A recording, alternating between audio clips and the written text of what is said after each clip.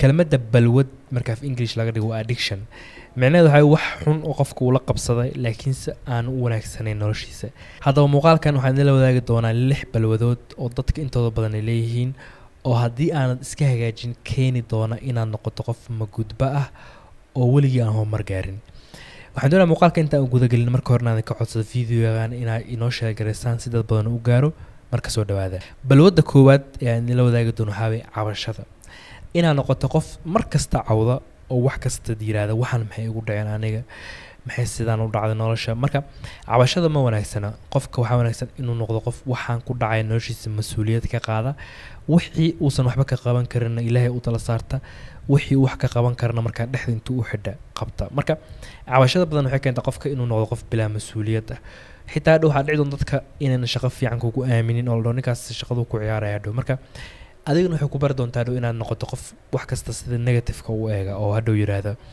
markii hore waxaan xun ahayn ani ma hay'adda marka iska ilaali cabashada badan noqo qof wax kasta oo ka hor yimaada wixii uu qaban karana ka qabta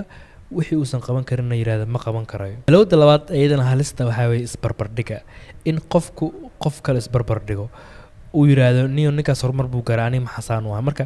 isbarbardhigin wuxuu ka mid yahay waxyaabaha ugu xun ee keena qofka in meesha uu taagan yahay uusan dhaafin oo uu noqdo magudbe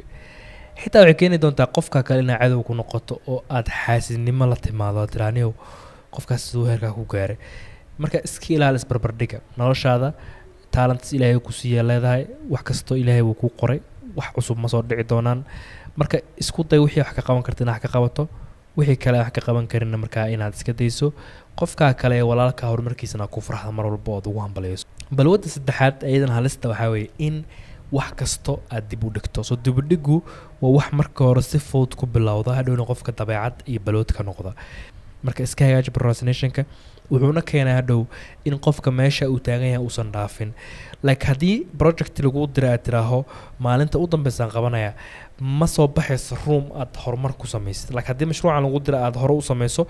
waxay iman doontaa inaad hadhow waxyaabo kale oo dheeraad kusoo darto in aad projectiga sii qurqurxiso taasoo keenaysa hadhow markaa in racing lagu sameeyo horumar aad sii samayso like last minute wixii hadda ka dhigto isagoo kale dhiman baa keenaysa hadhow waxay dhici doonta in aan si serious lagu arkin markaa hoos u dhac kugu yimaado kaliya shaqadana ma ahan meelo badan oo kala duwan waxbarashada saameyn ku yeelan kartaa marka iska ilaali dib u dhiga oo shaqada lagu diray isku day in waqti ugu fiican ku qabato iyo sida ugu quruxda badan balwadda afraad waxa weeye mid dhammaanteen baan leenahay like 99% naga mid waa leenahay balwadda wax kale ma aha isticmaalka telefoonka in maanta mobilkaaga ku jeedo in adigoo qof muhiim ah hadlaya mobilka isticmaasho xitaa mobilka isticmaalkiisa badan wuxuu keenaa qofka inuu kalsoonidiisa hoos u dhigo like for example mararka qaar waxaa dhacda qofka markuu meel marayo kale dad badan joogaan mobilku eegaya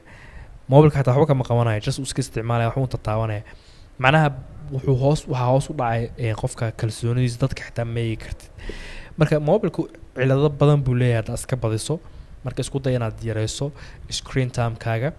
dadka qaar baa 12 saac mobilka isticmaala maalintii xitaa teleefoonadan waxay leeyihiin qaab aad u ogaan kartid inta saac aad isticmaalayso marka screen time-kaaga hadduu badan yahay isku day inaad qorshe u keento aad ku yareyso ilaa aad ka dhigto wax aad iyo aad u kooban iskana ilaali inaad wax la yiraahdo waxa jirto ghost scrolling qofkii scrolling sameeyo saa u wado like 10 video aad daawatay ma garanaysid videogii u horeeyay 10ka wuxuu ku saabsanaa maskaxdaadii oo dhan waxay noqotay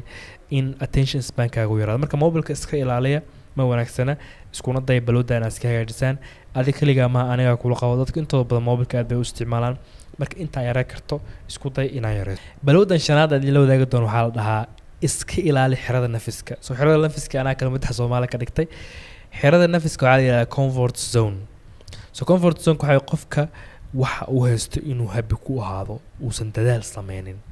so ma wanaagsan horta anigu kuma dhahayo waxa haysatid ku faraxsanaanin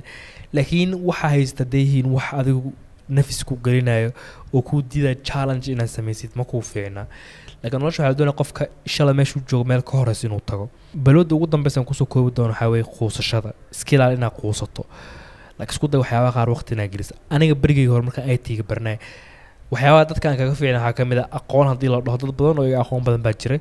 laakiin anu hal dabeecad lahaa waxay ahayd inaanan quusan laakiin waxa problem yar inuu ugu qaato habeenkii oo dhan uu soo jeedo ilaa markii dambe xaliyo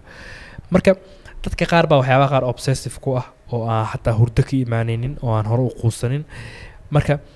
adigu ha quusan at least isku day in aad lug iyo gacan waxa ku darto oo dadaal badan aad samayso marka qasamaana wax isku sii waasho dax ka qaban karin laakiin quusashada iyo inaad markii wixii markay challenger ka hor yimaada tiranaga daha ma qaban karo ma fiicno marka muuqaalkeen intaas ku eegayay 6 bilood hadii aad leedahay I hope inaad iska daweyn doontid qaarkood kuwa kale way ka saameyn badan yihiin oo aad baan u isticmaalnaa marka muuqaalka aad ka heshay like noo saar dad badan ha gaaro share garay aad baan idin salaamay assalaamu calaykum waraxmatullahi